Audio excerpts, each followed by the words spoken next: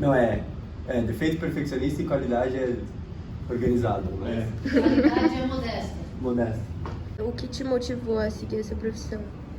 Eu acho que eu sempre tive interesse pela área desde pequeno, sempre gostei muito de filme, de livro, tudo que fosse muito narrativo, assim, eu sempre tive interesse. E por ter convivido com minha mãe, que é jornalista, e meu pai, que também trabalha como diretor de cena, eu acho que eu acabei vivendo ali experiências que me direcionaram para esse meio. E o que você mais gosta nessa profissão?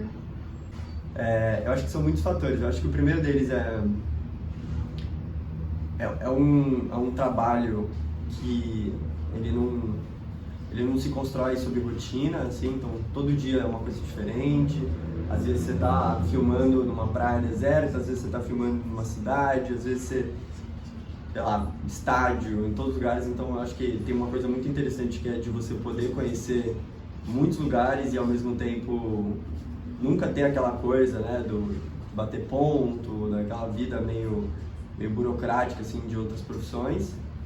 E eu acho que também porque é uma profissão que lida e que trabalha muito com a criatividade, assim, que é uma coisa que eu tenho interesse de trabalhar, assim. Então eu acho que pelo fato dela poder te dar essa ferramenta de sempre estar pensando e se desafiando dentro desse aspecto, foram coisas que eu sempre achei muito, muito interessante. São os lados bons, assim. Você recomendaria essa profissão para alguém? Sem dúvida, acho que se a pessoa tem interesse, assim, pela área, se a pessoa gosta, tem o apetite, assim, por esse tipo de trabalho, porque cinema tem muitas áreas e muitos tipos de trabalho. É uma indústria que emprega muito e é uma indústria também que tem muitos caminhos, assim, você pode trabalhar desde o lugar mais financeiro, no lugar um pouco mais burocrático da coisa, dos contratos, das planilhas, como você pode ir também para o outro extremo, você pode trabalhar como dublê, como coreógrafo, como ator. Então acho que assim, é uma profissão muito, muito múltipla e ao mesmo tempo uma profissão que é muito difícil também. É uma profissão que cobra e que demanda tempo e energia. A maior parte das profissões elas não são carteira assinada, né? Então é uma vida de freelancer, o que para algumas pessoas isso não interessa. Tem gente que gosta mais de uma estabilidade, não só financeira, mas uma estabilidade de vida, de ter ali os benefícios clássicos de trabalhar numa empresa. Mas às vezes tem também o melhor dos dois mundos. Existem empresas que trabalham com cinema que também trazem um pouco essa carga mais padronizada de trabalho, mas eu particularmente adoro e acho que só sei fazer isso. Qual foi a maior dificuldade que você encontrou ao iniciar nessa carreira? Eu acho que para a profissão que eu trabalho especificamente, né, que é o trabalho da direção de cena, é um mercado bem competitivo, assim, é um mercado que ao mesmo tempo, e aí do ponto de vista da publicidade, ele produz muitos profissionais, mas ao mesmo tempo ele rotaciona. Assim, eu gosto de fazer uma analogia que é como se fosse jogador de futebol.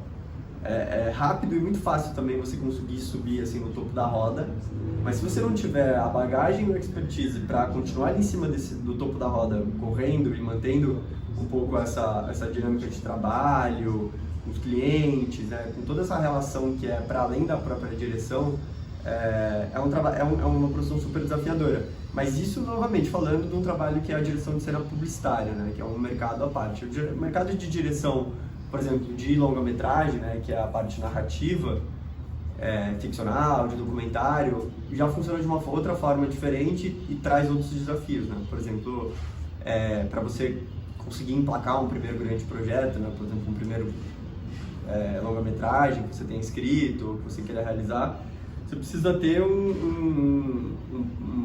uma carreira já meio sólida, talvez nos curta-metragens ou talvez até mesmo na publicidade. Então, assim, é uma profissão que pouco adianta se você tem uma pós-graduação, pouco adianta se você não tem uma graduação, se você é graduado ou não é.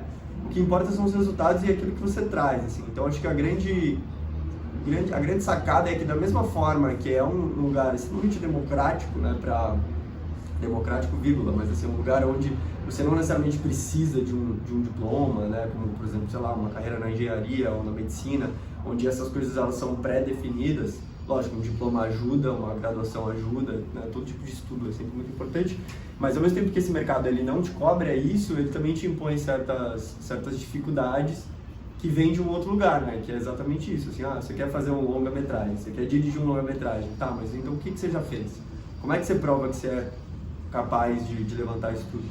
E é tal como jogador de futebol, assim, sabe? Tem pessoas que nunca fizeram nada, de repente fazem uma coisa, estouram, tem pessoas que passam muito tempo tentando se consagrar e conseguem fazer uma grande obra, tem pessoas que passam a vida inteira tentando fazer uma grande obra e nunca conseguem, assim como acho que qualquer profissão, mas eu acho que acima de tudo o cinema ele tem esse lugar meio delicado, assim, sobre, né, a produção e os resultados.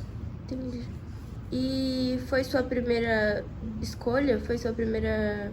Eu fiz publicidade antes de estudar cinema, assim, então a minha primeira escolha foi na realidade publicidade.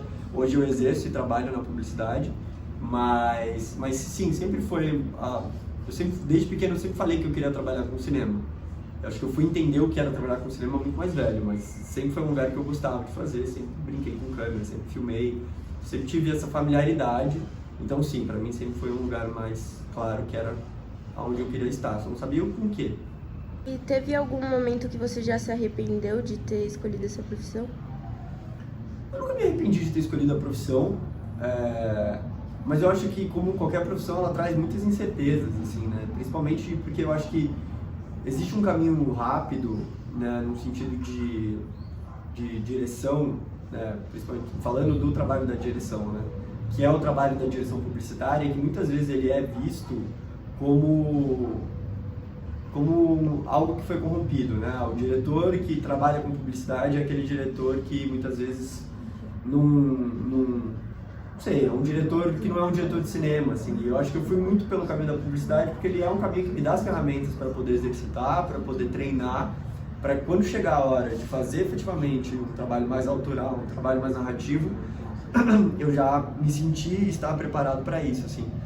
Mas existe sempre esse lugar, assim, às vezes você está fazendo aí uma propaganda, né, de algum produto que, enfim, às vezes é isso, assim, eu acho que tem um diretor que eu gosto bastante, que ele, uma vez eu ouvi num podcast, que ele falava que é quase como você está fazendo um pacto ali, né, você está fazendo um trabalho para uma marca e aí você vende um conceito artístico, você vende toda uma campanha visual, você vende um projeto denso, que tem todas as defesas ali, né, conceituais e artísticas do que você está fazendo, e no final do dia você chega ali no seu ouvido, quando você está filmando, uma mensagem ali do cliente pedindo para você fechar mais ali no produto, e aí você se toca que na realidade você não está fazendo ali um trabalho artístico, você está vendendo um sabonete, sei lá. E eu acho que nesses momentos, às vezes, principalmente quando você tem aquela veia um pouco artística, você sente um pouco esse corte, assim, né? Porque no final das contas você fez todo esse processo acreditando que você estava fazendo arte e no final do dia não é muito bem o que você está fazendo. Mas acho que o segredo é você sempre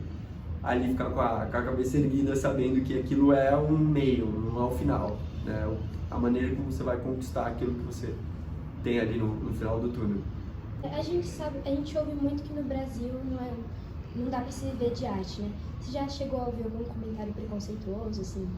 Falar, você vai seguir cinema? Eu quando eu era muito jovem, no colégio, eu lembro que uma vez tive uma professora de português que, eu não lembro se foi depois da aula alguma coisa, mas eu comentei com ela que eu queria fazer cinema e ela comentou, ela falou, nossa, um menino tão inteligente, que pena, é um desperdício, ela falou isso. Nossa. Mas eu já tinha uma família de pessoas que trabalhavam, eu já conhecia pessoas que trabalhavam, não efetivamente com o cinema em si, mas com uma produção, com audiovisual. Então eu sabia que o que ela estava falando era um lugar meio sem embasamento. Mas essa foi a única vez que eu ouvi algo nesse sentido assim, mas me pegou, né? Na hora eu falei, puxa vida, né? Mas que preconceito estranho, né? Com algo que é uma indústria tão forte. E vira e mexe, a gente escuta algum tipo de comentário, né? Do tipo, o cinema brasileiro não é um cinema bom, ou que não existe filme brasileiro bom. E eu acho que isso é reflexo um pouco também da ótica mercadológica que a gente vive, assim, do cinema. É muito difícil você manter um filme brasileiro por muito tempo em cartaz, não é pela qualidade dele, é pelo como a indústria funciona. É muito mais lucrativo para um cinema colocar 6 salas com um novo filme da Marvel do que deixar 4 salas passando um filme brasileiro. E existem filmes brasileiros encantadores, não só filmes antigos, como filmes atuais, e cada vez mais existem, né, projetos muito interessantes. Lógico, tem uma questão também que o cinema brasileiro ele é muito feito e ele é muito dependente, né, da iniciativa pública, né? Hoje, com os streamings, eu acho que a gente tem um novo momento onde a gente começa a ver produções nacionais com o investimento privado mais forte, né, com talvez uma sensação de indústria no sentido, né, de filme de estúdio, né, que é aquela coisa americana, mais clássica, mas ainda assim fazer cinema do Brasil tem uma dificuldade financeira. Acho que acima de tudo esse é o lugar, assim. Então é natural que muitas vezes para um pensamento mais distante de alguém que não necessariamente acompanha, de que está tão próximo assim da indústria, tenha um pouco essa sensação de, puxa, né? Nossa, mas você vai fazer cinema, mas é uma coisa tão difícil, né? Mas eu acho que esse tipo de preconceito a gente tem com qualquer coisa. Da mesma forma que eu olho e falo, nossa, vai estudar física, mas, gente, estudar física, o que você vai estudar física, sabe? Eu acho que a gente se identifica muitas vezes com os lugares que a gente se identifica e às vezes tem um pouco de também distanciamento daquilo que não é muito comum pro que a gente está acostumado, né? Eu tento não levar muito a sério quando eu escuto esse tipo de coisa, assim, sabe? Que demais, obrigada. Imagina. Bem-vindo a Cinemark. Esse cinema é assegurado pela Seguros Unimed. Sim, Seguros Unimed é mais do que saúde. Quer ver? Para qualquer sinal de fumaça, os extintores estão bem posicionados e nossa brigada a postos. Em caso de incêndio, detectores acionam jatos de água automaticamente. E com a Seguros Unimed, este cinema volta em ação num piscar de olhos. As saídas de emergência têm barras antipânico. E se a energia acabar, luzes se acenderão automaticamente. Nada de fumar, ou você tá enrascado. Desligue o celular e... rir pode. A Seguros Unimed protege até seu sorriso. Tire o lixo da sala ou você será o principal suspeito. Agora relaxe. E boa sessão.